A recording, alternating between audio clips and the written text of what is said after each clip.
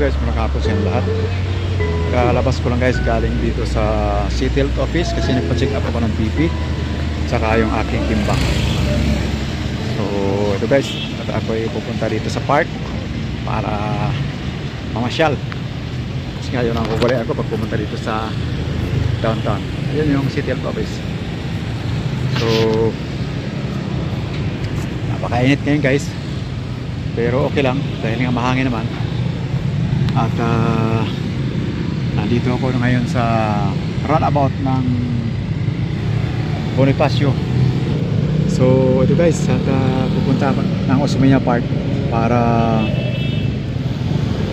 mag-ikot-ikot, mag-iisip ng mga dapat gawin kasi nga wala pa tayong trabaho ngayon guys. So nandito ko ngayon guys sa Andres Bonifacio Monument. Kasi nga gagaling ko lang sa City Health Office. Ayan yung City Health Office. Nagpa-check up ako ng aking blood pressure at saka timbang para maging accurate ang aking mga record, kasi nire-record ko yung aking BP 114/65 at saka timbang ko ay 67.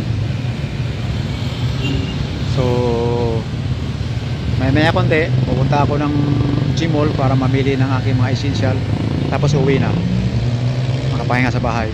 Suppose today I have interview in one of the biggest BPO here in Davao City near my place, but I did not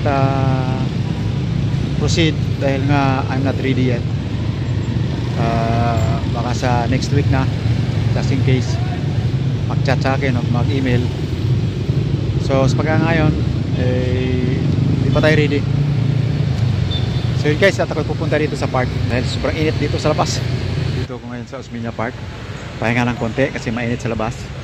Pagkatapos nito pupunta ako ng Gmall dahil mamimili ako ng mga essential ko, tulad ng sliced bread, alcohol at mga iba pang mga kailanganin sa bahay, para just in case kung umulan man ay meron tayong madudukot sa bahay. So sa araw ngayon medyo wala tayong appointment sa interview.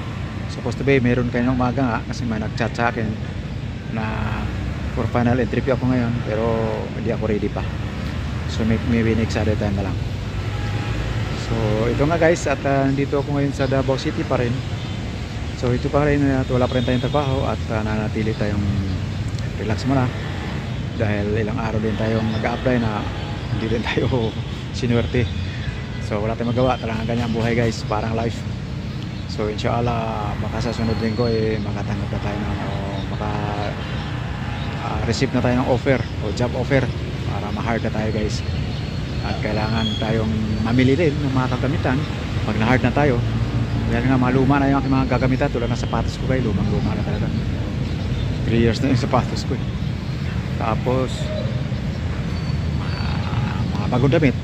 Nagpunta ako sa Ukay kanina, mayroon ako nakita doon shoulder bag, ang ganda guys.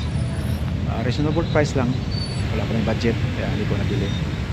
Ang unahin muna natin kung ma-hire tayo, sapatos muna, pantalon, damit, saka na yung mga ibang bagay pa. Sa ngayon wala pa tayong pambili kaya relax muna tayo. So ganun guys, at ako pupunta na sa mall at inform ko na kayo, i-update ko lang kayo kung mayroon na tayong trabaho. So yun lang, vlog ko sa ron na ito. Nandun siya kayo mag-like, share, mag-subscribe sa akin sa channel. So, Kanilan TV. Bye!